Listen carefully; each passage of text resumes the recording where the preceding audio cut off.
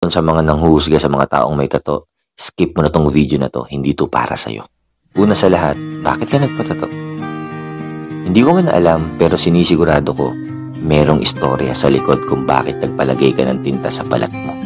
Hindi ako naniniwala na nagpapatato ang isang tao para lang magmukhang astig, para lang maging cool.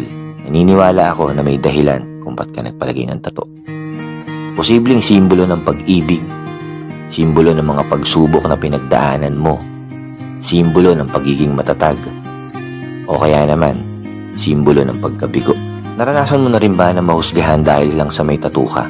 Yung tipong hindi ka matanggap sa trabaho na kaya mo namang gampanan at maaaring mas magaling ka pa nga dun sa ibang tao, pero hindi ka matanggap-tanggap dahil lang sa tattoo mo.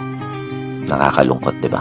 At naranasan mo rin ba na hindi ka man lang kinikilala ng isang tao ay inaayawan ka na dahil lang sa merong kang tattoo? Kesyo masamang tao, ex-convict, addict, hindi gagawa ng mabuti, madumi, matungis, kung ano-ano pang panghusga.